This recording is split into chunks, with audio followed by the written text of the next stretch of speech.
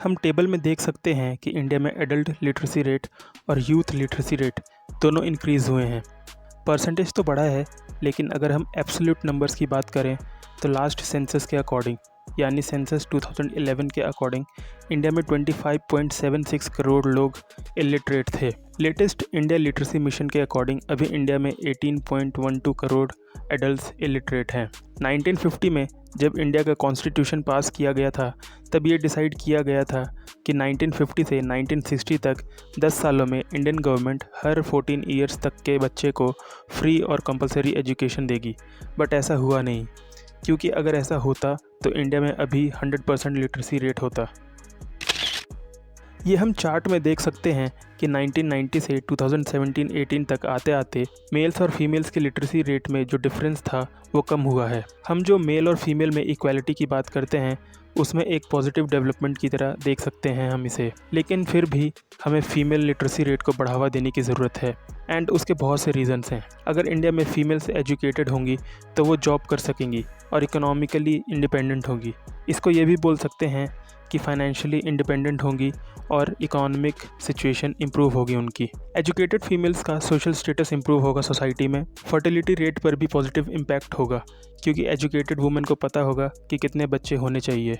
और अगर एक वुमेन एजुकेटेड होगी तो वो अपनी हेल्थ का और अपने बच्चों की हेल्थ का अच्छे से ध्यान रख पाएगी।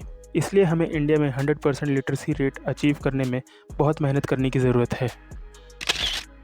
अगर हम इंडियन एजुकेशन में नंबर ऑफ़ स्टूडेंट्स देखें जो कि प्राइमरी एजुकेशन से टर्शरी एजुकेशन तक जाते हैं तो वो बहुत कम परसेंटेज है। सपोज़ ये पिरामिड इंडियन एजुकेशन को रिप्रेजेंट करता है, तो लोएस्ट लेवल हो गया प्राइमरी एजुकेशन और हाईएस्ट लेवल हो गया टर्शरी एजुकेशन।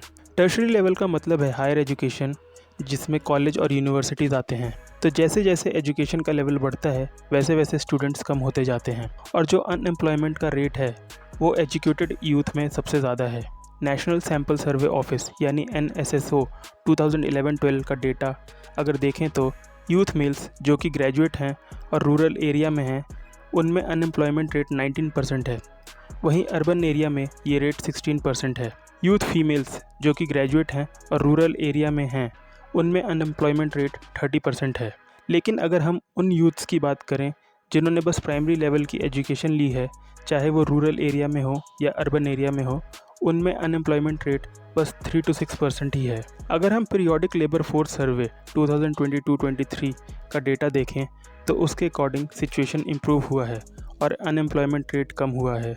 बट सवाल यहाँ पे ये खड़ा होता है कि जो कम एजुकेटेड हैं उनमें अनएम्प्लॉयमेंट रेट कम है और जो ज़्यादा एजुकेटेड हैं उनमें अनएम्प्लॉयमेंट रेट ज़्यादा है। ऐसा क्यों?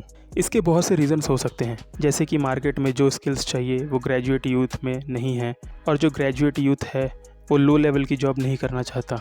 यूथ का ज़्यादा फोकस डिग्री लेने पर है और ना कि उन स्किल्स को एक्वायर करने पर जिनकी रिक्वायरमेंट है जॉब मार्केट में। इंडिया में जो करिकुलम है वो आउटडेटेड हो चुका है, जिससे कि बच्चों को अच्छी क्वालिटी की एजुकेशन नहीं मिल पा रही है।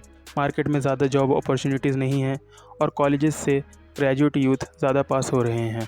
ग्रेजुएट यूथ को उनके एस्पिरेशंस के अकॉर्डिंग जॉब मिल नहीं रही है मार्केट में। इसलिए इंडियन गवर्नमेंट को हायर एजुकेशन पर ज़्यादा एक्सपेंडिचर करने की ज़रूरत है, ताकि कॉलेजेस और यूनिवर्सिटीज़ में अच्छी क्वालिटी की एजुकेशन मिले और वहाँ बच्चे वो स्किल्स सीखें जो उनको जॉब लेने में हेल्प कर सके।